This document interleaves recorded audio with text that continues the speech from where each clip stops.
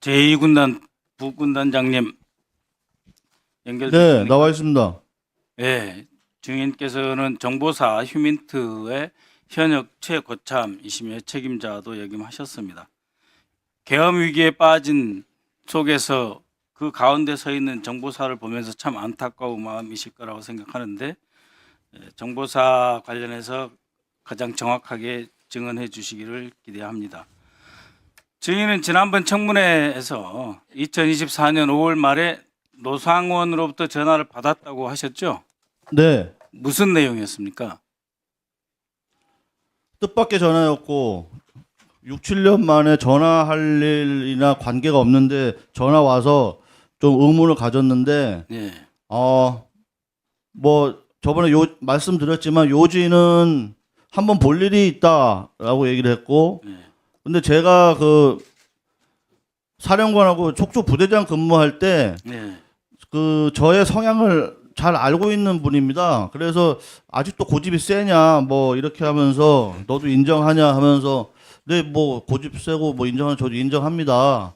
라면서 뭐 그게 주 내용이었고 전화를 바로 끊었고 저는 한참 왜 이런 전화 했을까라고 의문을 가졌는데 그 의문이 계엄 이후에 풀렸습니다.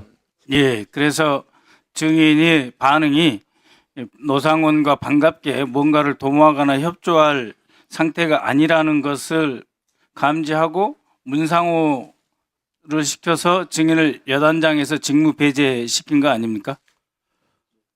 저도 역으로 생각해 보니까 이게 사실 거리가 안 되는데 제가 문제가 돼가지고 왜 이런 일이 생겼을까라고 했을 때 계엄이라고 이게 전제를 하니까 사실 그 노상원 사령관은 저하고 같이 호흡을 맞춰서 할 수 없다는 걸 본인도 알고 저도 압니다. 그래서 저기 문상호 사령관하고 둘이 그 협의해서 저를 좀 배제시키려는 노력을 한 게 아닐까 이런 의문을 가지고 있습니다. 의구심을 가지고 있습니다. 예, 5월 통화 이후 한 달 뒤에 정보사 역사상 초유의 기물 유출 간첩 사건이 터졌고 그저께 20년형을 1심에서 받았습니다. 그럼에도 불구하고 지휘 책임자 문상호가 끝까지 살아남았죠. 이런 네. 과정이 모두 노상호와 함께 계엄을 준비하기 위한 것 아니었습니까?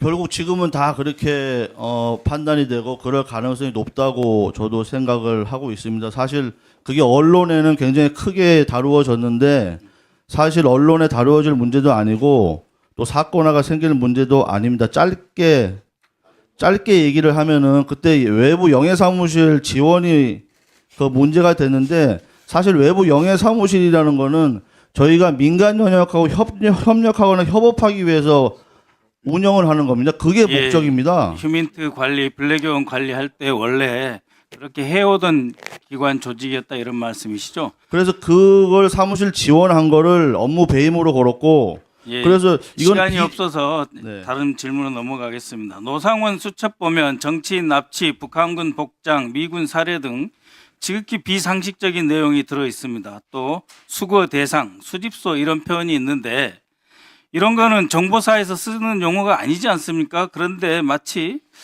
김영현 노상원이 22차례나 만났고 거의 매일 통화를 한 사이로서 두 사람이 마치 암호를 만들듯이 이런 표현을 써가면서 정말 상상하기 어려운 그런 계획과 행동을 했는데 원래 노상원이 이런 사람이라고 생각하셨습니까?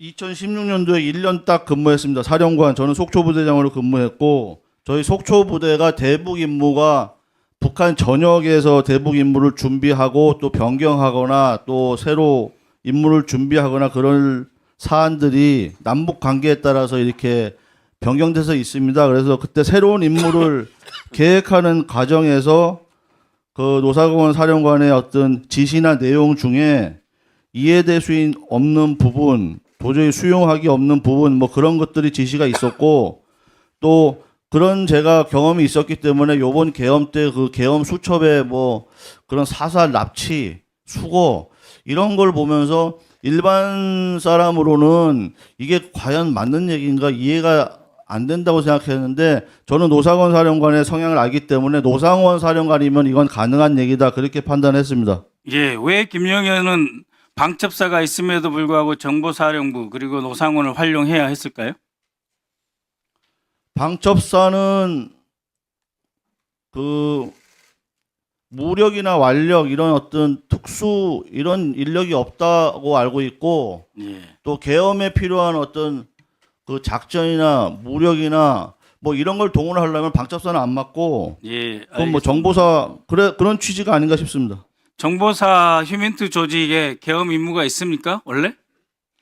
즉 전평시를 막론하고 정보사의 휴민트 조직은 계엄 임무에 종사하지 않는 특수부대죠.